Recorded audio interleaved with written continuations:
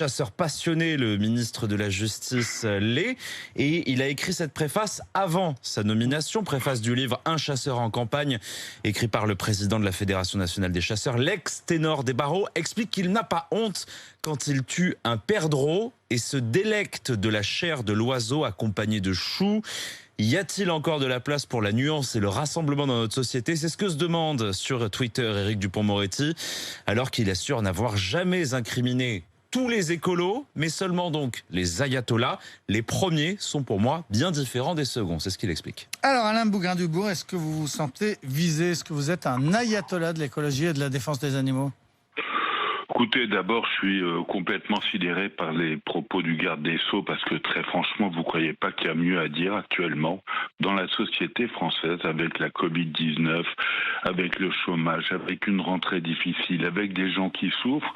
Et Monsieur Dupond-Moretti va lancer comme ça, va mettre le feu aux poudres en plus pour des gens qui défendent la vie face à ceux qui veulent tuer davantage. Alors, ce que je constate sur les quelques propos, je n'ai pas lu le livre, je suis pas prêt de dépenser 19 € pour ce genre de littérature, mais ce que je constate, c'est les incohérences du garde des Sceaux. Depuis trop longtemps, nous refusons de nous défendre.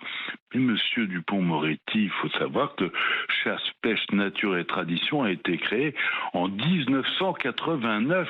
C'était une association et en 2012, ça a été la débandade. Ils n'ont même pas réussi à trouver les 500 parrainages qu'ils souhaitaient pour les présidentielles. Et puis, autre incohérence, dire que la chasse, c'est la ruralité. Mais où Monsieur Dupond-Moretti ment, où il est incompétent. Parmi les chasseurs, il n'y a que 4% d'agriculteurs. On laisse croire que chasser, c'est développer la ruralité. Aujourd'hui, les néo-ruraux, ce sont les citadins qui abandonnent les villes pour vivre mieux, même si les conditions sont parfois difficiles parce que les services publics ne sont pas au rendez-vous, notamment. Et puis, puisqu'on parle de...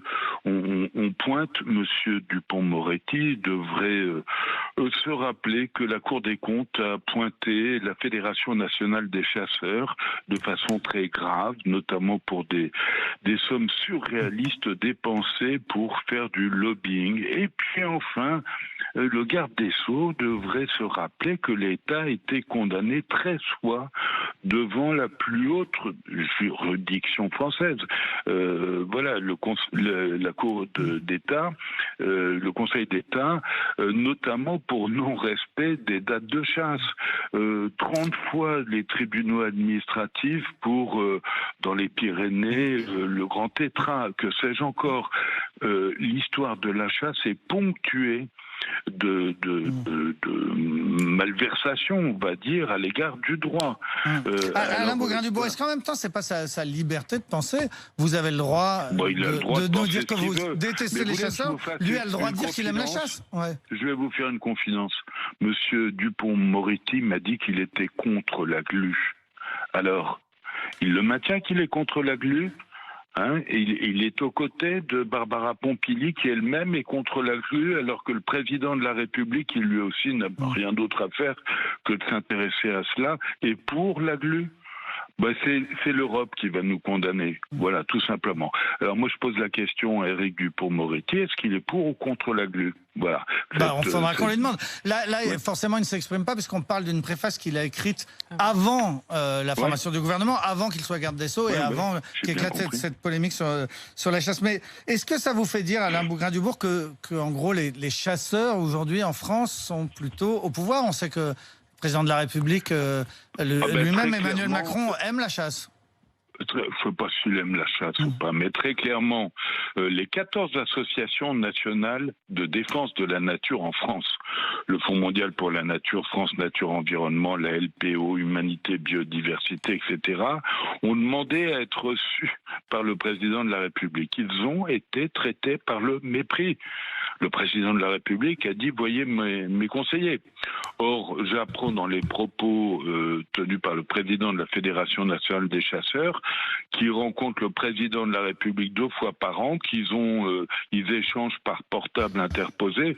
Bon, c'est du mépris à l'égard de la protection de la biodiversité, alors même qu'on va recevoir en janvier prochain le congrès international de conservation de la nature, l'UICN, à Marseille, et qu'on va roucouler d'admiration devant la manière dont la France se comporte à l'égard de la biodiversité. Vous vous rendez compte qu'on est le pays où on chasse le plus en Europe, où sur les 60 et quelques espèces chassables contre une vingtaine dans le reste de l'Europe, d'oiseaux, vous en avez 20 qui sont sur la liste rouge de l'UICN, qui sont à l'agonie et qu'on continue de chasser. Barbara Pompili risque d'autoriser dans quelques jours la chasse à la tourterelle, qui a perdu 80% de ses populations et dont l'Europe nous demande de cesser le feu. Alors il y a un moment, ça va. Ça suffit. Arrêtons de tricher avec la réalité. C'est pas en tuant toujours plus qu'on va sauver la biodiversité. Merci beaucoup. Alain Bougrain-Dubourg, le président de la Ligue de défense des oiseaux, donc qui réagissait après cette préface qui sera publiée cette semaine, préface signée Éric Dupond-Moretti, le garde des Sceaux, dans laquelle il dénonce les intégristes et les ayatollahs de l'écologie.